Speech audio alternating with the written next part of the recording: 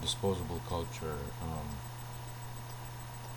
we're gonna, I think your response in regards to validate that Jesus was Michael the Archangel is one of them is Exodus chapter 3, 1 through 6, to where the angel of the Lord appears in the burning bush.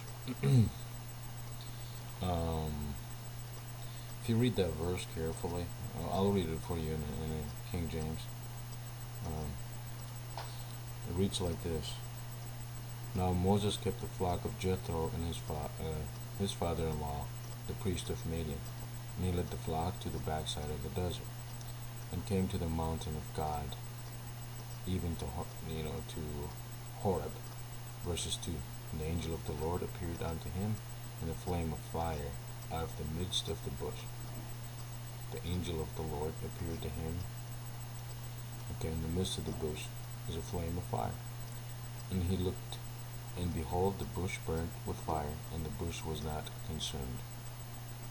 And Moses said, I will now turn aside and see this great sight, why the bush is not burning.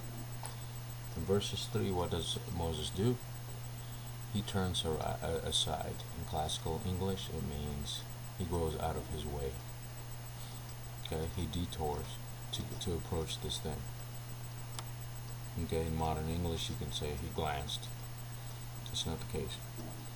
And verses 4, check this out. This is where everything hinges. And the Lord saw that he turned aside to see. See, and the Lord saw that he turned aside to see. It shows the Lord didn't say, when the Lord saw Moses turned to see him. See, in your mind, I also am a very skeptical about Hollywood movies and the way they depict that God was in that bush and God was contained in that bush, like, compact. Um, that is wrong. So you have to read the Bible slow and read it with the guidance of the Holy Spirit. If you read this, it's almost like God is everywhere. And when the Lord saw that, he turned aside to see. See, the Lord seems like he's observing from somewhere else, not within the bush. God called unto him out of the midst of the bush. See, notice now we focus back into the bush, so the voice comes out of the bush. So he gets Moses' say, if you will, attention visually first by burning the bush, by using the angel of the Lord. Then God is observing that Moses is looking at the bush. And then the voice comes in from within the bush. This primitive way of looking at it, a childish way of looking at it, would be, oh, God was in the bush, contained. This is for the benefit of the human being, Moses. Visually, he gets, God draws his attention. And then from that visual area does the voice come from. Okay?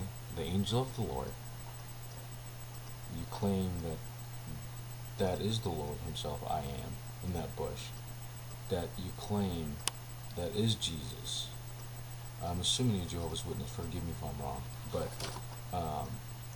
even if you look at, let me take you to Strong's Greek Concordance. This is how it explains the angel of the Lord. Angel of the Lord sometimes shares divine characteristics and is sometimes thought to be the manifestation of God himself. Manifestation of God himself. Think about that for a minute. Okay, of the pre-incarnate Christ. Okay, also, by the way, but if you look at angel, even any messenger, even people were called angels. You look at the angel here, it's just malak. Malak means in Hebrew messenger, human representative, angel, a supernatural representative of God, sometimes delivering messages, sometimes protecting God's people.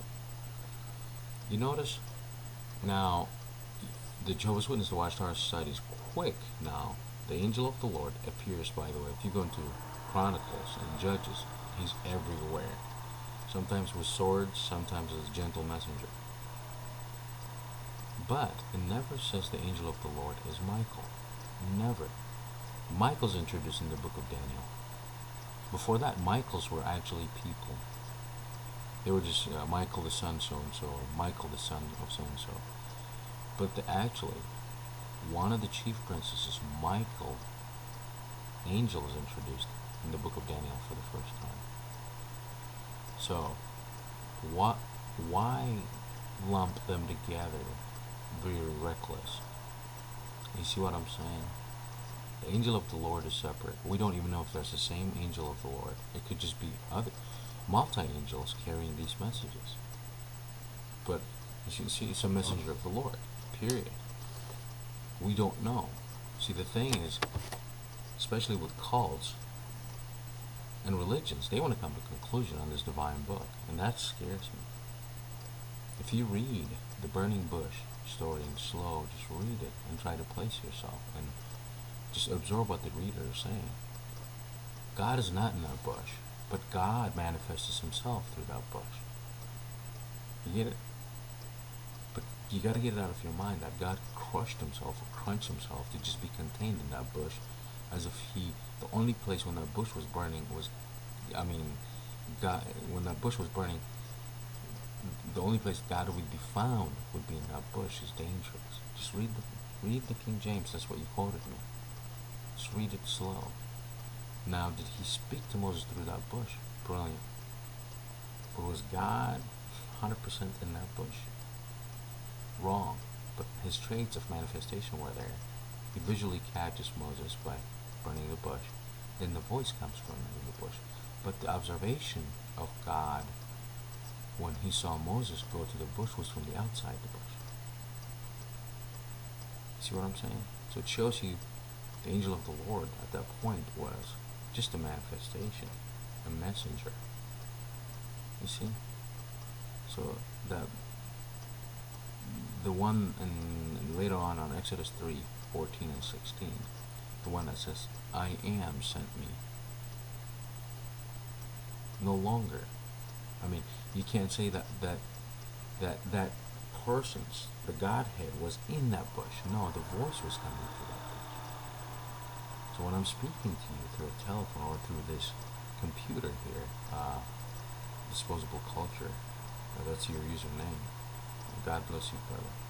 I am not in your computer. Through technology, you can see me, but I'm not trapped in your computer, or what you see in my picture, that's not actually me in the computer. You're seeing kind of a technology used to picture visually so you can see me. You know what I'm saying. But God bless, brother.